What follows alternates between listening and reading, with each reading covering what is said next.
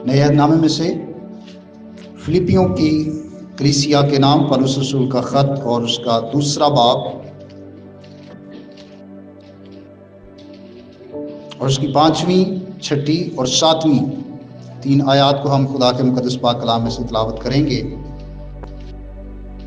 और यहाँ पर यूँ लिखा है 5वीं आयत से, वैसा ही मिजाज रखो जैसा मसीह यीशु का भी था। उसने अगरचे खुदा की सूरत पर था, खुदा के बराबर होने को कब्जे में रखने की चीज ना समझा, बल्कि अपने आप को खाली कर दिया और खादम की सूरत इख्तियार की और इंसानों के मुशाबे हो गया। पाक कलाम का पढ़ा और सुना जाना हम सबके लिए बायस बरकत हो। मेरे दोस्तों, जब हम क्रिसमस के सीज़न को सेलिब्रेट कर रहे हैं तो ये खुदा की बड़ी शुक्रगुजारी है कि खुदा ने हमें ज़िंदगी दी है ताकि हम एक और क्रिसमस देखें और इन सारी खुशियों को जो यीशु मसीह की पैदाइश की निस्बत से मनाई जाती हैं, हम भी उनका हिस्सा बन सकें। और ये इतनी बड़ी खुशी है कि पूरी दुनिया इस खुशी को सेलिब्रेट करती है। ना सिर्फ मसीही बल्कि गैर मसीही लोग भी किसी ना किसी अंदाज में वो इसको सेलिब्रेट करते हैं और इससे फ़ायदा जिस्मानी तौर पर भी और बहुत सारे लोग रूहानी तौर पर भी इससे फ़ायदा उठाते हैं। इन आयात में जिनकी तिलावत आज सुबह हमने की है, ये किताब मुक़द्दस बाइबल में से ऐसी आयात हैं जिन पर बहुत ज़्यादा किताबें लिखी गई, बहुत ज़्यादा रिसर्च की गई, बहुत ज़्यादा खुदा के लोगों ने इसकी तफसीर में बहुत कुछ लिखा, क्योंकि ये खुदावंद यीशु मसीह की उस इलाही कुदरत के बारे में बयान करती हैं कि वो क्या था और वो बनी इंसान के लिए क्या बन गया। और अगर हम 6ठी आयत को देखें तो ये बयान करती है कि यीशु मसीह अगरचे खुदा की सूरत पर था। अब उस दौर में भी जब इब्तदाई कलीसिया थी, एक बिदती तालीम फैली और वो ये थी कि यीशु मसीह भी एक फरिश्ता है और वो मखलूक है, वो खालिक नहीं है बल्कि खुदा ने उसको बनाया है, खुदा ने उसको तख्लीक किया है। तो पौलुस रसूल ने अपने खतूत में बारहा इस बिदत को की मजम्मत की और इसके बारे में सही तालीम दी कि जो अलूहियत की सारी मामूरी है वो यीशु मसीह में सुकूनत करती थी, यानी वो खुदा के बराबर था। यीशु मसीह बाद में तख्लीक की हुई शख्सियत नहीं है कि पहले खुदा था और उसने यीशु मसीह को पैदा किया और फिर पाक रूह को पैदा किया, ऐसा हरगिज नहीं है। बल्कि यूहन्ना की इंजील में यह वाज़ेह तौर पर बताया गया है कि इब्तिदा में कलाम था और कलाम खुदा के साथ था। यानी जैसे खुदा बाप अजली है, ऐसे ही यीशु मसीह भी अजली है, पाक रूह भी अजली है। और जैसे बाप अबदी है, ऐसे ही यीशु मसीह और रूहुल कुद्स भी अबदी है, यानी ना इनका कोई आगाज है और ना ही इनका कोई इख्तिताम है। और पौलुस रसूल ने ये वाज़ेह किया कि यीशु मसीह ऐसी हस्ती है, ऐसी शख्सियत है जो खुदा की सूरत पर था और खुदा के बराबर था।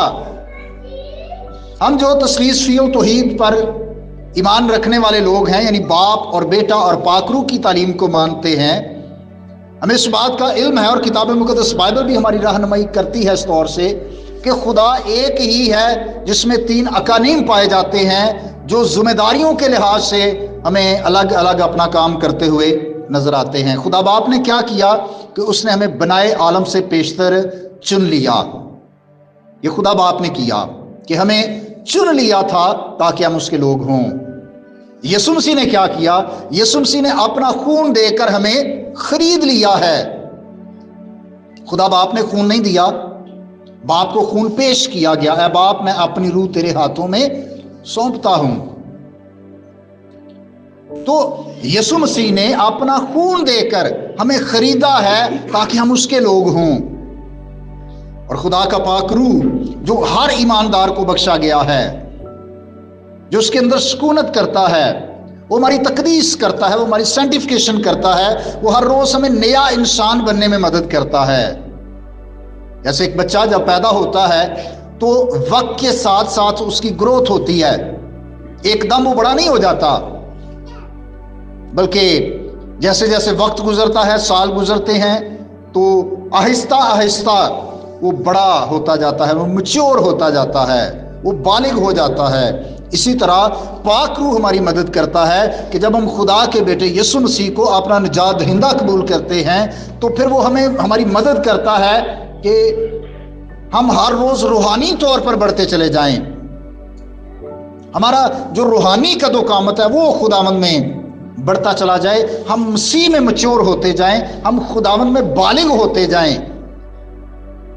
اور یسوع مسیح کے بارے میں یہاں پر یہ بتایا گیا ہے کہ وہ خدا کی صورت پر تھا اور خدا کے برابر تھا۔ اب دیکھیں، جب ہم پرانے عہد نامے میں یہوہ خدا کی قدرت کو دیکھتے ہیں تو وہ بنی اسرائیل قوم کے لیے پانی کو چاک کرتا ہے، پانی دو حصوں میں تقسیم ہو گیا، اور لیکوڈ کی خاصیت یہ ہے، پانی کی خاصیت یہ ہے کہ یہ ہمیشہ بہہ جاتا ہے، لیکن جب خدا کا حکم تھا تو پانی لیکوڈ ہونے کے باوجود اس نے رستہ دیا اور وہ دیواروں کی طرح پانی وہاں پر رکا رہا۔ اور وہی خداوند یسوع مسیح جو پرانے عہد نامے میں پانیوں کو چاک کرتا ہے، پانیوں کو دو حصوں میں تقسیم کرتا ہے، نئے عہد نامے میں ایک موقع پر وہ پانی کی تاثیر کو بدل دیتا ہے۔ جب قانا گلیل کی شادی میں خداوند یسوع مسیح شریک ہوئے تو یہ یسوع مسیح کی قدرت نظر آتی ہے، اور میں اکثر اس حصے پر منادی کرتے ہوئے یہ کہتا ہوں کہ یسوع مسیح نے جب عام طور پر معجزات کیے تو کوئی نہ کوئی لفظ کہے، جیسے بعض لوگوں کو یسوع مسیح نے کہا جا تیرے ایمان نے تجھے اچھا کیا ہے۔ جو نابینا تھے ان کو یسوع مسیح نے کہا میں چاہتا ہوں کہ تو دیکھ، وہ دیکھنا شروع ہو گیا۔ لنگڑوں کو اس نے کہا کہ اٹھ اور چل پھر، مفلوج کو اس نے کہا اٹھ اپنی چارپائی اٹھا اور اپنے گھر چلا جا۔ تو ہمیشہ یسوع مسیح کے منہ سے الفاظ نکلے اور اس کی بنا پر معجزات وقوع پذیر ہوتے رہے، لیکن اس موقع پر یسوع مسیح نے کچھ بھی نہیں کہا۔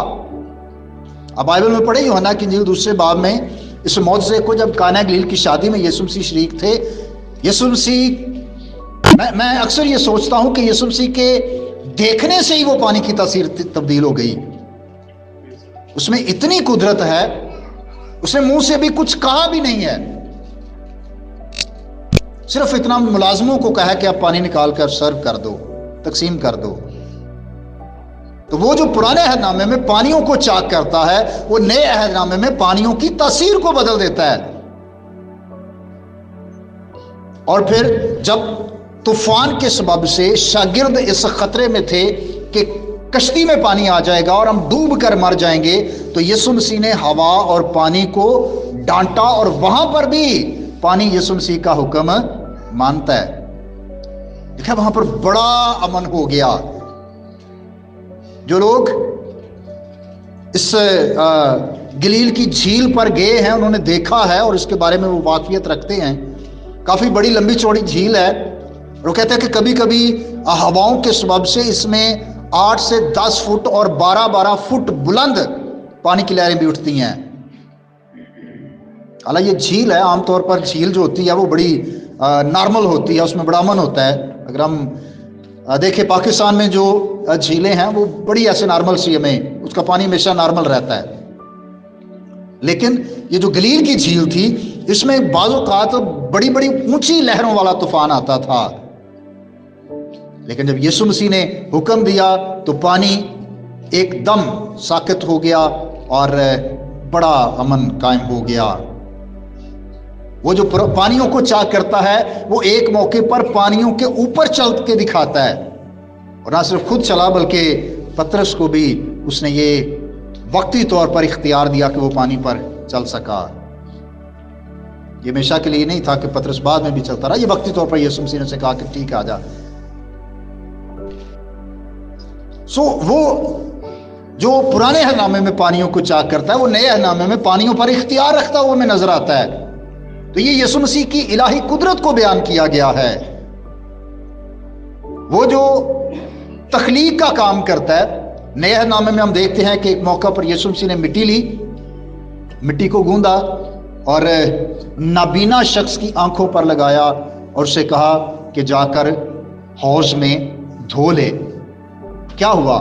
اس کی آنکھیں، تو مٹی کو گوندنا اور آنکھوں پر لگانا یہ اس کی تخلیقی قدرت کو بیان کرتا ہے کہ یہی تخلیق کرنے والا ہے، یہی بنانے والا ہے۔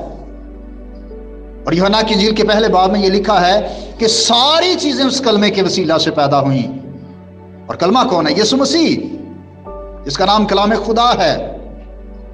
وہ خدا باپ کا ازلی کلمہ ہے جو مجسم ہو کر ہمارے درمیان رہا، اور ہم نے اس کا ایسا جلال دیکھا جیسا باپ کے اکلوتے کا جلال۔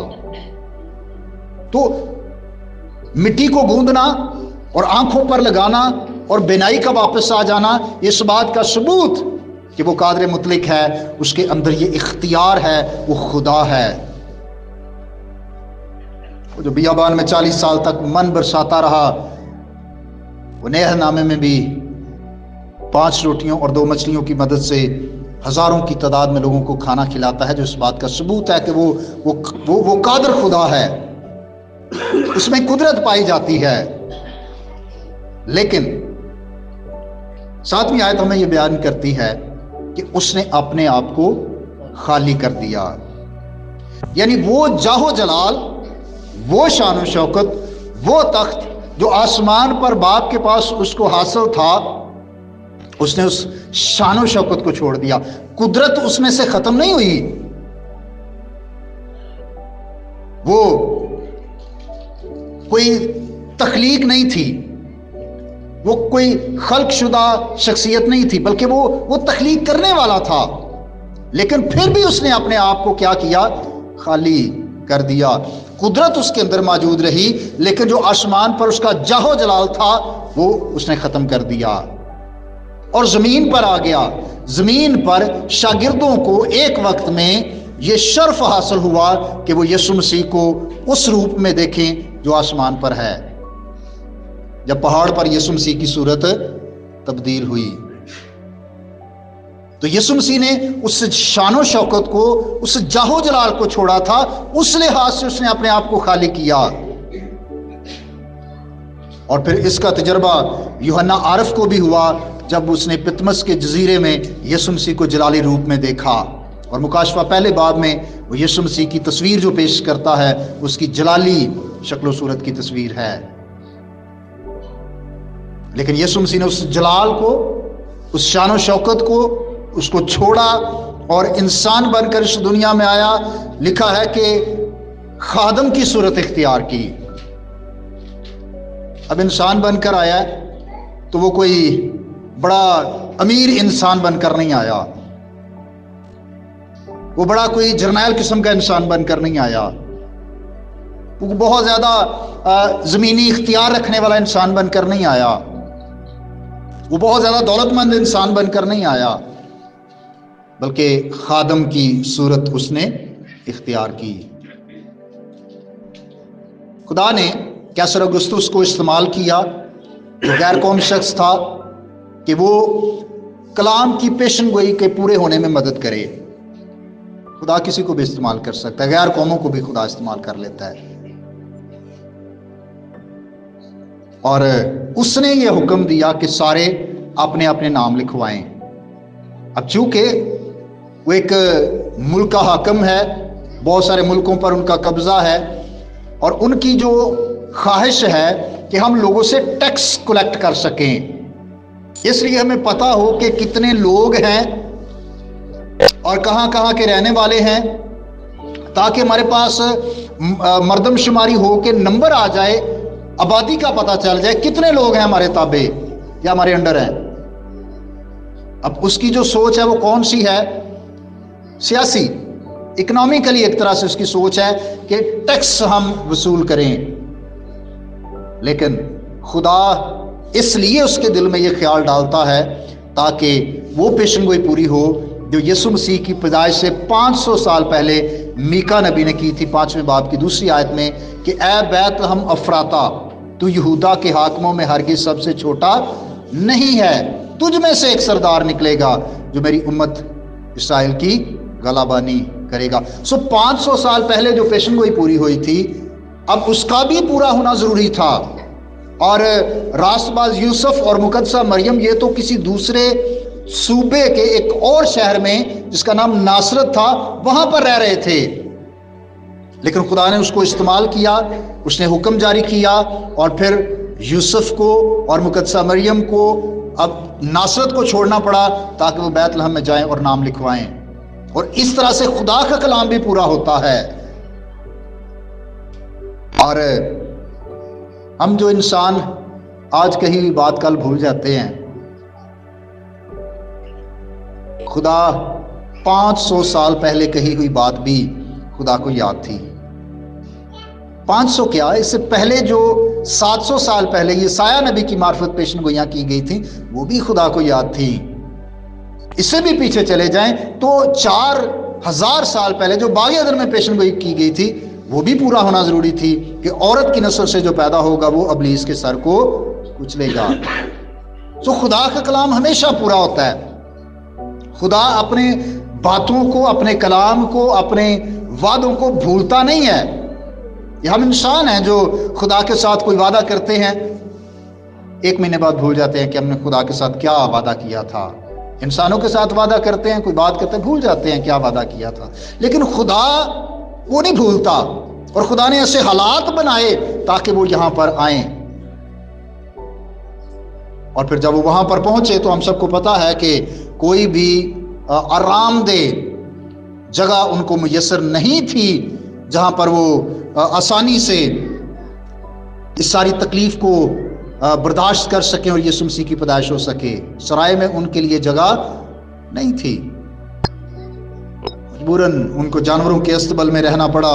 اور پھر جب خداوند یسوع مسیح پیدا ہوئے تو ایک ایسی جگہ جہاں پر گندگی ہے، بدبو ہے، جانور ہیں، ایسی جگہ پر یسوع مسیح کی پیدائش ہوئی. اور پھر پیدائش کے بعد یسوع مسیح کو کپڑے میں لپیٹ کر کھرلی میں رکھ دیا گیا تاکہ جو نو مولود بچہ ہے جو پیدا ہوا ہے اس کو ہیٹ بھی ملے. اکثر جو لوگ گاؤں کے رہنے والے ہیں ان کو تجربہ ہے کہ جہاں پر جانور باندھے جاتے ہیں اور خاص طور پر جس کمرے میں جانوروں کے لیے خوراک، بھوسا یا توڑی رکھی جاتی ہے اس کمرے میں اتنی ہیٹ ہوتی ہے. آپ کبھی اگر کسی کو تجربہ ہوا ہے یا نہیں تو آپ تجربہ کر کے بھی دیکھ سکتے ہیں.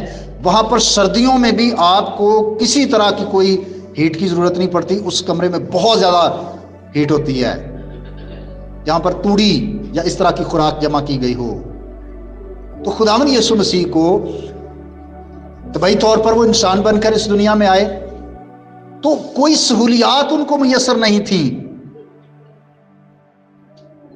آج ہم دیکھتے ہیں جب سردیوں میں بچے پیدا ہوتے ہیں اور جس خاندان میں بھی جائیں وہ کوشش کرتے ہیں کہ جس روم میں چھوٹے نومولود بچے کو رکھا جاتا ہے اس کو اچھے طرح سے اس کمرے کو گرم رکھنے کی کوشش کی جاتی ہے تاکہ بچے کو سردی نہ لگے. لیکن خداوند یسوع مسیح کی پیدائش پر مقدسہ مریم کو، راسبا یوسف کو کوئی ایسی سہولت میسر نہیں تھی. اس لیے انہوں نے مسیح خداوند کو جو انسان بن کر دنیا میں آیا کپڑے میں لپیٹ کر جانوروں کے چارہ کھانے کی جگہ پر چرنی میں یعنی کھرلی میں رکھا. اور یہ اس کا ایک پیار ہے انسان کے ساتھ کہ وہ اگرچہ خدا کے برابر تھا، اس میں قدرت تھی، اس میں اختیار تھا، لیکن اس کے باوجود اس نے اپنے آپ کو خالی کر لیا اور خادم کی صورت اختیار کی اور انسانوں کے مشابہ ہو گیا. کیونکہ लोग क्या समझते थे कि ये कोई फरिश्ता है। और उस रसूल ने कहा कि नहीं, वो इंसानों के मुशाबे हुआ है, वो इंसान बनकर इस दुनिया में आया है।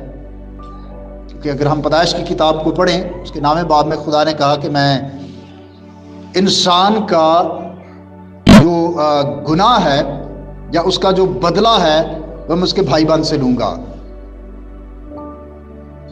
तो इसका मतलब यह था कि अगर इंसान गुनाह करता है तो उसके बदले में सजा भी इंसान को मिलेगी।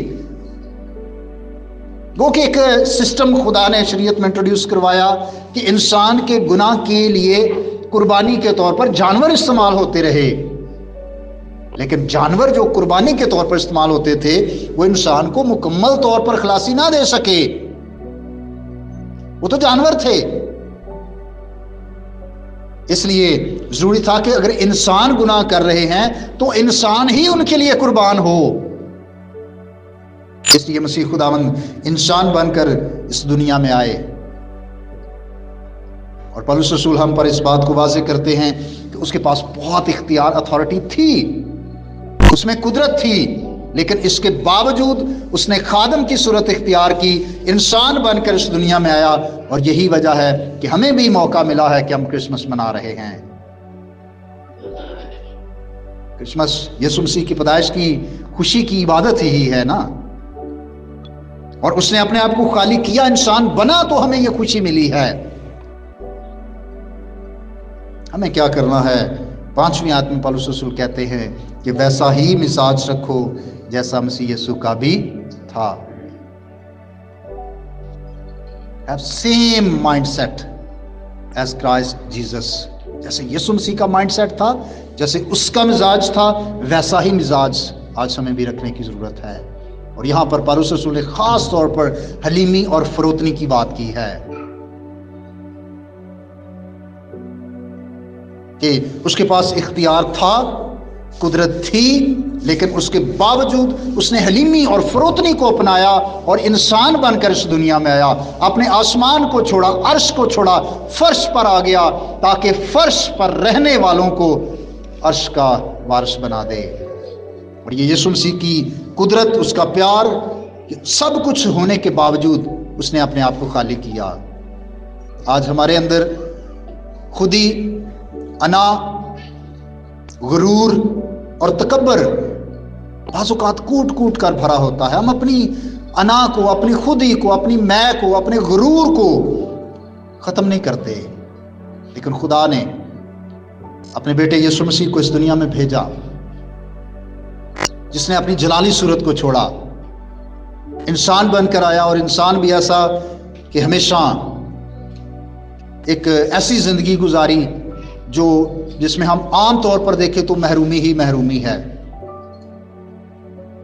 ना। एक शख्स आया, वो कहता है खुदावंद मैं भी तेरे पीछे चलूंगा। यीशु मसीह ने कहा कि हवा के परिंदों के भी घोंसले हैं, लोमड़ियों के भट्ट भी होते हैं, लेकिन इब्ने आदम के लिए सर धरने की भी जगह नहीं है।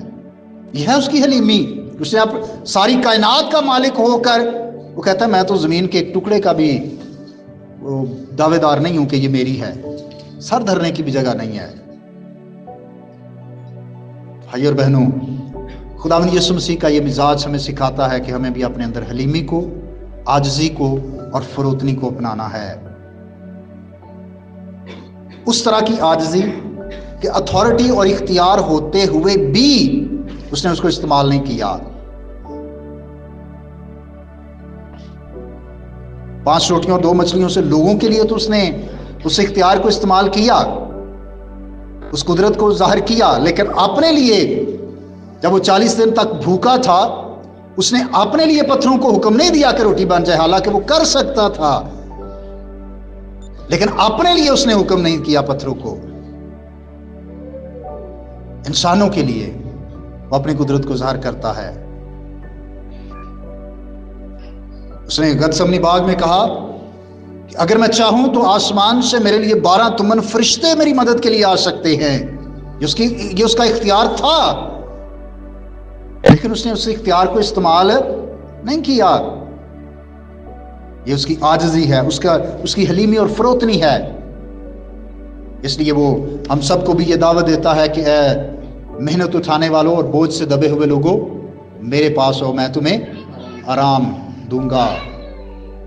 इसी खुदा ने कहा कि मेरा जुआ हल्का है, मेरा बोझ हल्का है, मेरा जुआ मुलायम है, मुझसे सीखो क्योंकि मैं हलीम हूं और दिल का फरोतन। आज के क्रिसमस के मौका पर हम हर तरह की अना और खुदी को ख़त्म करके हलीमी, आजिज़ी और फरोतनी को अपनाएं।